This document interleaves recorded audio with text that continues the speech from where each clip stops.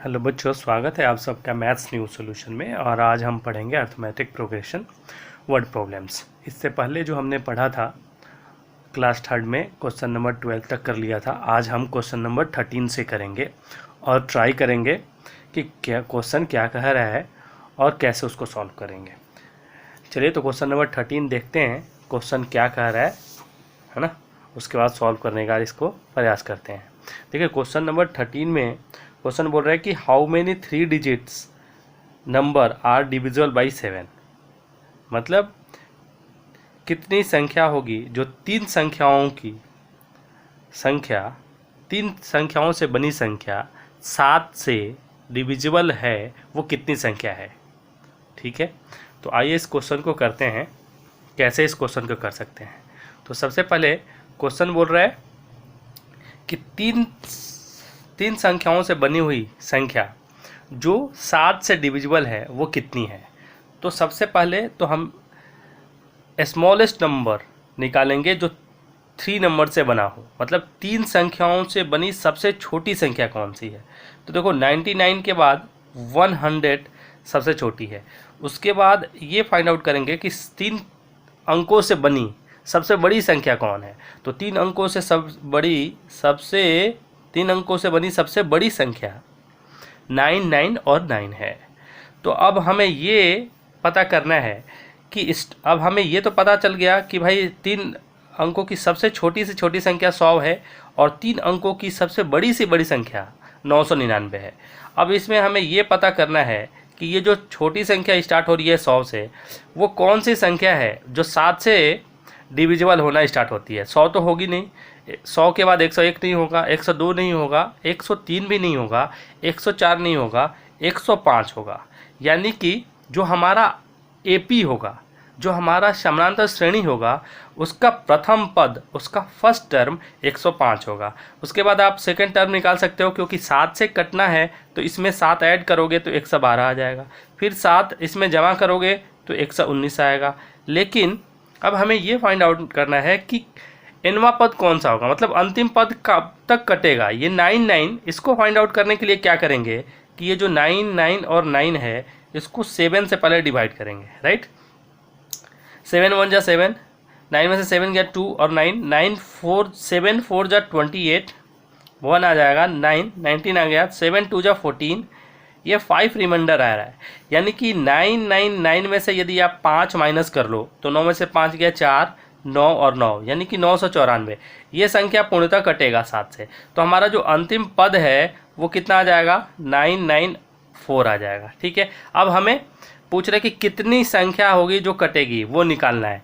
तो अब यहाँ से देख लो, यहाँ से सिंपली हम निकाल लेंगे। हमें फर्स्ट टर्म मिल गया, यानी कि ए मिल गया 105, कॉमन डिफरेंस डी हम जानते हैं 7 है, और अंतिम पद अर्थात ए एन जानते हैं हम 994 है। तो हमें क्या फाइंड आउट करना है, हमें फाइंड आउट करना है कि एन कितना होगा। तो सिंपल है, हम ए एन का फॉर्मूला लगाएंगे, बिकॉज हम जानते हैं A N equal to A N बराबर A plus N minus 1 into में डी। और ए एन के जगह पे 994 पुट कर देंगे, ए के जगह पे फर्स्ट टर्म 105, एन माइनस में 1 और डी के जगह पे पुट करेंगे 7। ठीक है बच्चों, अब ये 994 105, ये 7 मल्टीप्लाई होगा एन से तो 7n माइनस 7, फिर 994, 105 में से 7 जब माइनस करोगे तो कितना आएगा, क्योंकि ये 105 नंबर है, ये माइनस में है। तो 15 में 7 का 8 और ये 9, 98 आ जाएगा 7n। अब ये 98 जो है इस साइड आएगा, तो चूँकि प्लस है तो यहाँ पे माइनस हो जाएगा। ठीक है, उसके बाद यहाँ पे 7n हो जाएगा। अब ये 994 में से 98 जाएगा तो 14 में से 8 गया 6 और 18 में से 9 गया 9 और ये 896 आ जाएगा, इक्वल टू में 7n। देयरफॉर n बराबर हो जाएगा 896 बाई 7। अब 7 से आप डिवाइड करोगे तो ये देखो 7 एकम 7 और 7 दूनी 14, तो 19 में से 14 जाएगा, कितना आएगा, 7 दूनी 14, 5 आएगा, यहाँ पे 6 है ना, हाँ, और फिर 7 8 56, एन कितना आ जाएगा 128। तो कितने पद होंगे जो 7 से विभाजित होंगे वो होगा 128। ये क्वेश्चन नंबर 13 का आंसर है और मैं आशा करता हूँ कि आपको समझ में आया होगा। तो फिर बढ़ते हैं नेक्स्ट क्वेश्चन 14 के तरफ। ये 5.2 एक्सरसाइज है और इसका हम आज ट्राई करेंगे कि सारा का सारा क्वेश्चन मैं आपको बता दूं। आप बने रहिए मेरे साथ। क्वेश्चन नंबर 14 क्या बोल रहा है, आप एक बार पढ़िए। क्वेश्चन नंबर 14 बोल रहा है कि how many multiples of 4 lie between 10 and 250। Hindi में बोले तो बोल रहा है कि 10 और 250 के बीच कितनी संख्या होगी जो 4 के गुणज होगा। समझ में आ गया? ओके, फिर क्वेश्चन नंबर हम देखते हैं कि 14 कैसे करेंगे। अब यहाँ पे लिख देते हैं कि क्वेश्चन नंबर, यहाँ पे लिख दे रहे हैं क्वेश्चन नंबर 14 और इसको सॉल्व करने का प्रयास करते हैं। अब क्वेश्चन नंबर 14 बोल रहा है कि 10 और 250 के बीच कितनी संख्या होगी जो 4 के गुणज होगी। तो 10 तो 4 का गुणज है नहीं, 11 भी नहीं है। पहले स्टार्टिंग वाला फाइंड आउट करेंगे ना, तो 12 होगा। और 250 है कि नहीं है, तो इसको पता करने के लिए क्या करेंगे, पहले 4 से डिवाइड कर देंगे। ये रफ वर्क है, डिवाइड करके देखेंगे। ये तो डिवाइड होगा नहीं, तो रिमाइंडर जो आएगा उसको उसमें माइनस कर देंगे, हमें पता चल जाएगा कि अंतिम पद कौन सा होगा। तो 6 चक 24, 1 0, 4 दूनी 8, 2 आया, यानी कि रिमाइंडर हमारा क्या आ गया, 2 आ गया। तो ये 250 में से आप 2 माइनस कर लोगे तो ये जाएगा 248। तो हमारा अंतिम पद जो होगा 248 होगा। अब हमें, अच्छा, इसके बाद फिर 12 के बाद फिर 16 होगा, 16 के बाद 20 होगा, ऐसे ऐसे जाएगा 247 तक। अब हमें फर्स्ट टर्म पता हो गया, कॉमन डिफरेंस पता है 4 है, अंतिम पद पता हो गया, यानी कि एन पता हो गया हमें कि 248 है। तो हम इजीली फाइंड आउट कर सकते हैं कि नंबर ऑफ पदों की संख्या कितनी होंगी, नंबर ऑफ टर्म्स कितने होंगे, राइट। तो वही फॉर्मूला लगाएंगे जो अभी तक पिछले क्वेश्चन में लगाया था। पहले लिख लो, यहाँ पे ए है हमारा 12, एन हमें फाइंड आउट करना है, डी हमें दिया हुआ है 4 और ए एन दिया हुआ है, अंतिम पद दिया है 248। तो सिंपल है, ए एन बराबर ए प्लस एन माइनस में 1 इंटू में डी। ए एन के जगह पे 248 रख देंगे, 248 रख देंगे। ए हम जानते हैं कि 4 है तो 4 लिखेंगे, एन माइनस में 1, और डी कितना है, ए हमारा तो 12 था ना, सॉरी, ए 12 है और डी हमारा 4 है। ठीक है जी। अब 248 equal to 12 plus 4n minus में 4, 248। अब 12 में से 4 जब माइनस करेंगे तो क्या आएगा, 8 आएगा, प्लस 4n हो जाएगा। और फिर ये 8 को इस साइड लाएंगे क्योंकि नंबर है, तो ये 8 इधर आ जाएगा, 4n हो जाएगा। अब 248 में से 8 जाएगा तो कितना आएगा, 240 हो जाएगा, 4n। देयरफॉर n बराबर 240 में 4 से डिवाइड कर दोगे, 6 चौक 24, 60, n आ गया 60। यानी कि पदों की संख्या कितनी आ गई, नंबर ऑफ टर्म्स कितना हो गया, जो 4 के उसमें गुणज मिलेंगे, 60। ये हमारा क्वेश्चन नंबर 14 का आंसर है और मुझे लगता है कि आपको समझ में आया होगा। तो आइए नेक्स्ट क्वेश्चन देखते हैं कि नेक्स्ट क्वेश्चन क्या बोल रहा है। अब नेक्स्ट क्वेश्चन है 15 क्वेश्चन आपसे बोल रहा है कि for what value of n are the nth term of 2 AP। पहला AP दिया 16, 63, 65, 67 एंड 3, 10, 17। दूसरा AP दिया है इक्वल्स। बोल रहा है कि n के कौन से वैल्यू पे, मतलब कि 2 AP आपको दिया हुआ है। एक AP का प्रथम पद आप देख लो 63 है, 65 है, उसके बाद मतलब एक AP दिया है 63 से स्टार्ट है और कॉमन डिफरेंस कितना है इसमें, 2 का। दूसरा AP दिया है जिसमें जो 3 से स्टार्ट है, फर्स्ट टर्म जिसका 3 है और कॉमन डिफरेंस 7 का है। बोल रहे कि ये दोनों AP कौन से पद पे इक्वल होंगे, कौन सा पद इसका इक्वल होगा। मतलब कि ये दोनों AP को एक यदि लिखें, एक्सपेंड करें, है ना, तो कौन से पद पे जाके दोनों AP का कोई एक संख्या आए जो इक्वल हो। ठीक है, तो हम मान लेते हैं कि nवां पद इन दोनों AP का इक्वल है, तो हम दोनों AP का सबसे पहले nवां पद निकालेंगे। आइए मैं आपको समझाने का प्रयास करता हूं कि आपको समझ में आए और मैं ट्राई करता हूं कि कैसे मैं आपको ये क्वेश्चन ईजिली मैं समझा पाऊँ, आपको बेसिक आइडिया दे पाऊँ। क्वेश्चन आपने समझा, क्वेश्चन आपसे ये बोल रहा है कि 2 AP आपको दिया हुआ है। तो सबसे पहले बच्चों AP लिख लेंगे, बड़ी सिंपल सा है। पहले AP लिखेंगे, पहला AP है 63, 65, 67 सो ऑन, और दूसरा AP है हमारा 3, 10, 17 और सो ऑन। और बोल रहा है कि कब इन दोनों एपी के कौन सा पद पे दोनों एपी का नंबर सेम आएगा। देखो दोनों एपी में क्या डिफरेंस है, देखो ये जो 63, 65, 67 है ये भी बढ़ते हुए एपी है और ये भी बढ़ते हुए है, लेकिन इसका कॉमन डिफरेंस 2 है इसमें और इसमें कॉमन डिफरेंस 7 है। तो बोल रहे कि कौन से पद पे जाके दोनों एपी का ऐसा पद आए जो दोनों एपी का इक्वल पद आए। जैसे इसमें भी मान लो बढ़ते बढ़ते जाए 87 आ जाए या 180 आ जाए, इसमें भी बढ़ते बढ़ते जाए 180 आ जाए, मतलब कौन सा पद। तो हमें पता नहीं है कौन सा पद, तो हम मान लेंगे कि nवां पद इन दोनों एपी का इक्वल है ना। तो हम सबसे पहले दोनों एपी का an निकालेंगे, है ना। तो इसमें फर्स्ट एपी में हम देखें तो फर्स्ट टर्म दिया है 63, प्रथम पद दिया है 63। कॉमन डिफरेंस हमें पता है बच्चों कि 2 है और हमें an फाइंड आउट करना है, राइट। तो हम लिख दें an हमें फाइंड आउट करना है, तो an का फॉर्मूला हम लगाएंगे an बराबर a plus n minus 1 into में d। an हमें फाइंड आउट करना है, a दिया है 63, n हमें फाइंड आउट करना है और d दिया हुआ है इसमें 2, ठीक है जी। अब 63 प्लस 2n माइनस में 2, an इसका ये है, ये an है। 63 प्लस में, अच्छा ये 63 में से 2 माइनस होगा तो ये 61 हो जाएगा। 61 प्लस 2n, ये हमारा पहला an आ गया। और वैसे ही दूसरी एपी का भी an निकालेंगे।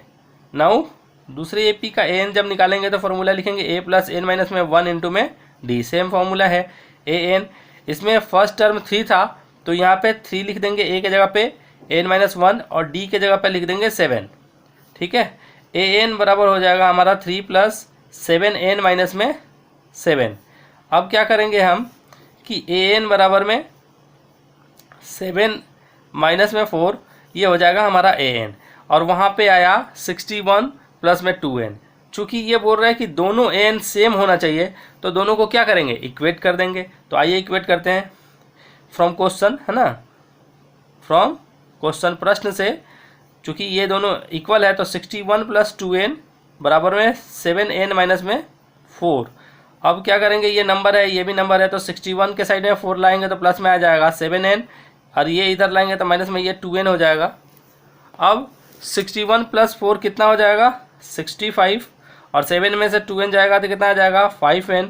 देयरफॉर n बराबर में कितना हो जाएगा 65 बाई में 5 और 13 पचे 65, n का वैल्यू कितना आ गया 13। यानी कि 13 पद तक लिखेंगे यदि दोनों एपी को बढ़ते बढ़ते, जैसे फर्स्ट टर्म दिया है उसका 63, उसके बाद 65, इसके बाद 67, तो 1 2 3 ऐसे करके 13वें पद तक लिखेंगे और दूसरे एपी को भी 13वें पद तक लिखेंगे। तो देखेंगे कि दोनों एपी का जो पद आएगा, पद का जो मान आएगा, वो उस पद की जो वैल्यू आएगी दोनों इक्वल होगा। तो n की वैल्यू आपका कितना आ गया 13। तो this is your answer. I think you can got it, ठीक है। अब नेक्स्ट क्वेश्चन देखते हैं कि नेक्स्ट क्वेश्चन क्या बोल रहा है, उसके बाद फिर करने का प्रयास करते हैं और आपको समझाने का प्रयास करते हैं कि नेक्स्ट क्वेश्चन क्या कर रहा है और कैसे उसको करेंगे। और मैं आशा करता हूँ कि ये जो क्वेश्चन आप समझ रहे हो तो आप अपने दोस्तों को भी शेयर करोगे इसको, और यदि आप इस चैनल पे नए हो तो प्लीज़ इस चैनल को आप सब्सक्राइब जरूर करोगे। क्वेश्चन नंबर 16 क्या बोल रहा है, देखिए 16 बोल रहा है कि determine the AP whose third term is 16 and 7th term exceed the 5th term by 12। वो एपी ज्ञात कीजिए जिसका तीसरा पद 16 है और 7वां पद 5वें पद से एक्सीड कर रहा है 12। मतलब 5वां पद 7वां पद जो है 7वां पद जो है 5वें पद से 12 ज़्यादा है। तो हमें वो एपी ज्ञात करनी है। क्वेश्चन बोल रहा है तीसरा पद 16 है, 7वां पद 5वें पद से 12 ज़्यादा है, तो हमें उस एपी को ज्ञात करना है। क्वेश्चन समझ गए, गुड। अब इस क्वेश्चन को करते हैं कि इस क्वेश्चन को कैसे हम सॉल्व करेंगे, राइट। आइए क्वेश्चन नंबर 16 देखते हैं और इसको सॉल्व करने का प्रयास करते हैं। अब देखिए क्वेश्चन नंबर 16 बोल रहा है कि एक एपी है जिसका तीसरा पद जो है 16 है। तो यहाँ पे गिवन है A3 मान लेते हैं, दिया हुआ है 16। अच्छा यहाँ पे लेट मान लो कि फर्स्ट टर्म A है, कॉमन डिफरेंस D है, ठीक है। तो A3 दे दिया 16, यहाँ से आपको निकल गया A3 लिखोगे A प्लस में 2D बराबर में 16 आ गया। ये फर्स्ट इक्वेशन हो जाएगा आपका। और अगेन फ्रॉम क्वेश्चन से दूसरा इक्वेशन क्या होगा कि 7वां पद A7, 5वें पद से A5 से कितना बारह है 12, तो 12 ये एक इक्वेशन हो जाएगा। तो 7वां पद लिखोगे तो A प्लस में 6D लिखोगे, माइनस लगा के A प्लस में 5 है तो 4D, एक कम होता है बच्चों, इक्वल टू में 12। यहाँ से एक इक्वेशन बना देंगे और दोनों इक्वेशन को सॉल्व कर देंगे। ये हो जाएगा A plus 6D minus A minus में 4D इक्वल टू में 12। अब यहाँ माइनस है, ये प्लस है, कैंसिल हो जाएगा। 6D में से 4D जाएगा तो 2D आएगा, 2D इक्वल टू में 12, देयरफॉर D इक्वल टू में 12/2, ये 6 टाइम में काटा तो D हमारा क्या आ गया 6। तो putting the value of D in equation first, तो इक्वेशन फर्स्ट क्या था A प्लस में 2D बराबर में कितना था 16, तो A 2 और D तो 6 आया है, 16 हो गया आपका। उसके बाद आपको A प्लस में 6 2 जा 12, 16।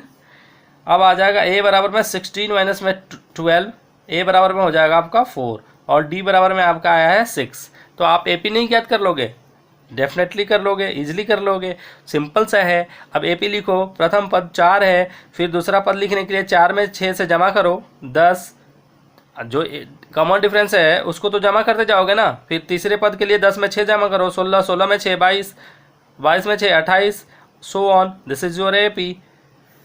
मुझे आशा करता हूँ कि आपको ये समझ में आया है, और आपको यदि समझ में आया है तो आप इस चैनल को लाइक करो, अपने दोस्तों के साथ सब्सक्राइब करो और अपने दोस्तों के साथ शेयर करो, और इस चैनल पे नए हो तो इसको सब्सक्राइब करो।